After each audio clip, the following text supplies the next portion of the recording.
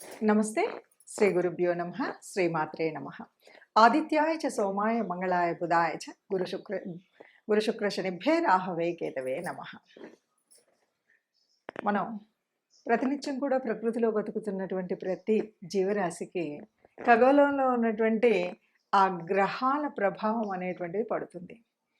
అయితే ఇది మారుతూ ఉన్నప్పుడు ప్రతినిత్యం కూడా గోచార రీత్యా గోచార ఫలాలు చెప్పుకోవడం ఒకటి.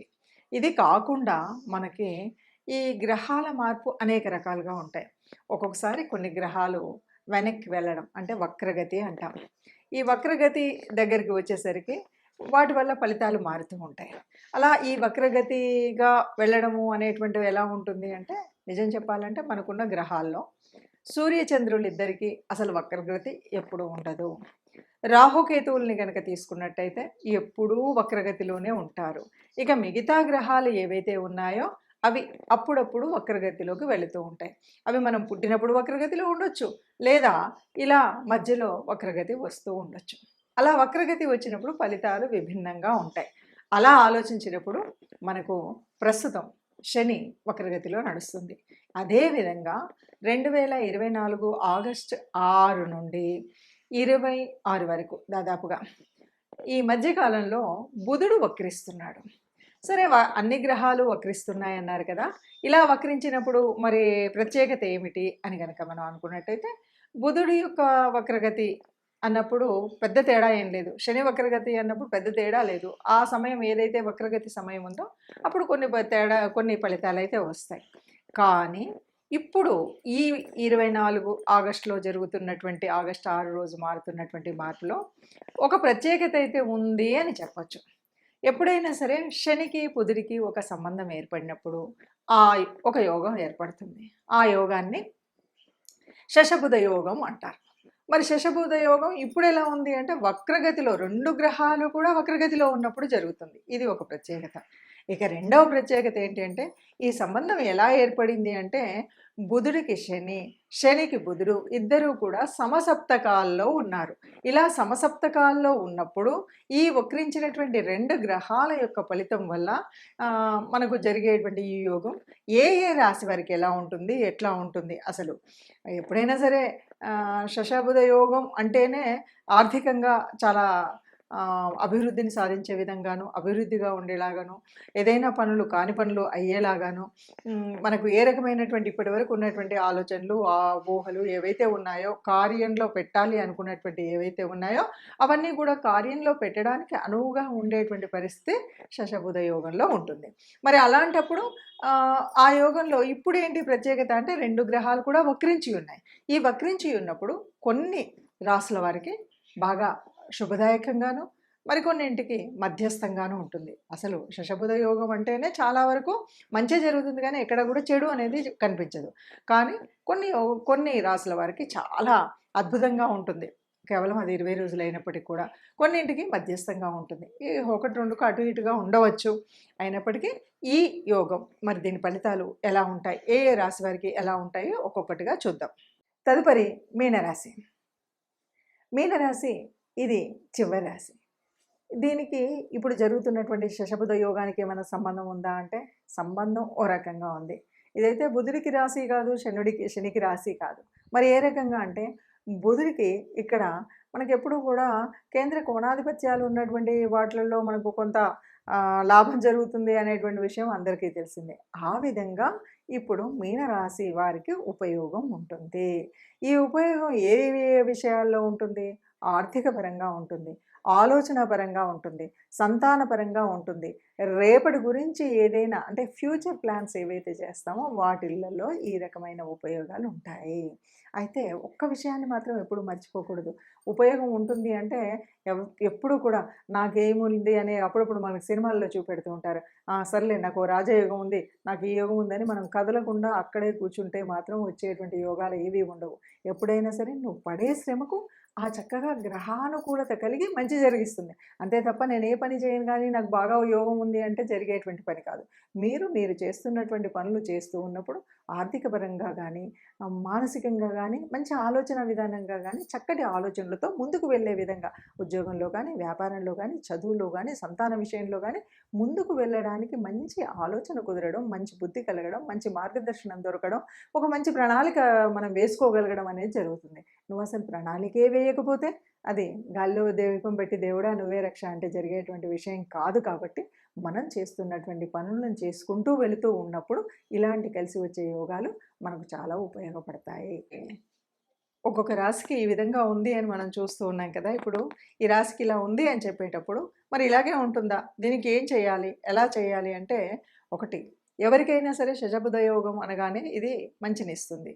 కొన్నిసార్లు ఇవ్వకపోవచ్చు. అయితే ఇక్కడ ఒక్కొక్కసారి ఎలా ఉంటుందంటే మన జన్మజాతకంలో కూడా ఈ బుధుడు మంచి స్థానంలోను, శని మంచి స్థానంలో ఉండి వారికి ఆ యోగం ఉన్నట్టయితే ఇక్కడ ఫలితాలు చాలా అద్భుతంగా ఉంటాయి. ఇప్పుడు జరగబోయే ఈ 20 రోజుల్లో అద్భుతమైనటువంటి వారి అంటే ఫ్యూచర్ ప్లానింగ్‌కి మంచి ప్రణాళిక వేసుకోవడానికి చక్కటి కాలం. ఎందుకంటే బుధుడంటేనే ఆలోచనా శక్తి. ఆ ఆలోచనని కర్మరూపంలో పెట్టేటువంటి వాడు కర్మకారకుడు శని. మరి ఈ ఇద్దరి యొక్క యోగం వల్ల వచ్చేటువంటి స్థితిలో చక్కటి ఆలోచన, ప్రయోజనం ఉంటుంది. వాళ్ళకి కావాల్సినటువంటిది జరుగుతుంది.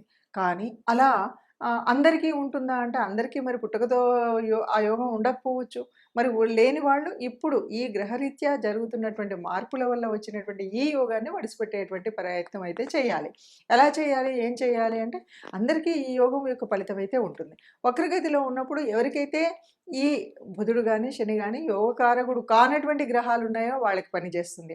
అంతేకాదు ఎవరికైతే అంటే శనికి సంబంధించినటువంటి రాసులు ఏవైతే ఉన్నాయో వాటిల్లో పనిచేస్తుంది. అట్లాగే బుధుడు అంటే ఇప్పుడు ఇది జరుగుతున్నటువంటిది ఎక్కడ జరుగుతుంది అంటే సింహం నుండి కర్కాటకం వక్ర దశలోగా అక్కడ కూడా కుంభం నుండి మకరం వైపు వెళ్తున్నటువంటి దిశ శనిది. సో ఈ నలుగురికి కూడా అద్భుతంగా ఉంటుంది. అంతేకాదు బుధుడికి మరి ఈ ధనుర్రాశిలోను మీనరాశిలోను ఈ 2 రాశులలో కూడా అద్భుతమైనటువంటి ఫలితం ఉంటుంది. ఎందుకంటే ఇక్కడ కోణాధిపత్యం ఉన్నటువంటి ఇది అవ్వడం వల్ల వీళ్ళకి ఈ రాశుల వారికి చాలా అద్భుతమైనటువంటి ఫలితం అయితే ఉంటుంది. మరి వీళ్ళు కాకుండా మిగతా వాళ్ళకి అందరికీ ఎలా ఉంటుంది అని మనం చెప్పుకున్నాం కాబట్టి దీనికి తప్పనిసరిగా మనకేం కావాలి? ఒకవేళ అలా ఉన్నా మనకి మంచి రెమెడీ కావాలి. అంటే ఒకవేళ ఈ 20 రోజులలో మనం చేయాల్సినటువంటి పనేముంది? ఏ రకంగా చేస్తే ఈ వచ్చినటువంటి యోగం మన జీవితంలో కూడా కొంత సత్ఫలితాన్నిచ్చి మంచి ఆలోచనా పద్ధతిని ఇచ్చేటువంటి పరిస్థితి ఉంటుంది అని గనక ఆలోచించినట్టయితే బుధుడు అంటే ఈ బుధవారము రోజైనా బుధుడికి సంబంధించిన ఏదైనా సరే విష్ణుమూర్తికి సంబంధించినటువంటి ఆరాధన చేసినప్పుడు తప్పనిసరిగా ఏదైనా మనకు అనుకూలం కానటువంటి పరిస్థితి ఉన్నది అనుకూలంగా మారగలుగుతుంది. అందువల్ల విష్ణుకు సంబంధించినటువంటి విష్ణు సహస్రనామార్చన కానీ, విష్ణు దేవాలయాలకు వెళ్ళడం కానీ, లేదు రాముడికి అంటే విష్ణుమూర్తి యొక్క అవతారాలకు సంబంధించిన ఏ అవతారమూర్తినైనా సరే మనం పూజించడం, కీర్తించడం, స్మరించడం, ఆ గుడికి వెళ్ళడం, తత్సంబంధమైనటువంటి వస్తువుల్ని ఎవరికైనా దానం చేయడం, ఇలాంటి పనులు కనుక చేసినట్టయితే ఈ క్షమించాలి శశబుధ యోగంలో జరగబోయేటువంటి మనకు మంచి జరగడానికి కావాల్సినటువంటి శక్తి, కావాల్సినటువంటి ముందుగా కావాల్సినటువంటి ఆ ఉత్పత్తి సమయం ఏదైతే ఉందో అది జరుగుతుంది అని చెప్పొచ్చు. అందుకుగాను చేయవలసినటువంటి రెమెడీస్ అంటే ప్రత్యేకంగా ఏమీ లేకపోయినప్పటికీ విష్ణు దేవాలయానికి వెళ్ళడం కానీ, విష్ణుమూర్తిని అర్చించడం కానీ, విష్ణు సహస్రాన్ని వినడం కానీ, వీటితో పాటు విష్ణుమూర్తి అవతారమూర్తులైనటువంటి ఆ అవతారాలు ఎత్తినటువంటి ఏ అవతారంలో కృష్ణావతారం అవ్వచ్చు, రామావతారం అవ్వచ్చు, మీకు సంబంధించిన ఎందుకంటే రాముడు కొంతమందికి ఇలవేల్పుగా ఉంటాడు, కృష్ణుడు కొంతమందికి ఇలవేల్పుగా ఉంటాడు. అంటే మీ ఇలవేల్పు ఎవరైనా సరే మీ ఇష్టదేవత ఎవరు ఉంటారో వారికి అనుగుణంగా మీరు దానికి అనుబంధంగా ఉండేటువంటి దేవతా ప్రార్థన చేయడం మర్చిపోకూడదు. ఆ దేవాలయానికి వెళ్ళడం మర్చిపోకూడదు. ఆ సంబంధితమైనటువంటి అంటే బుధవారాలు, శనివారాలకు సంబంధించినటువంటి వ్రత నియమాలు తప్పనిసరిగా పాటించాలి.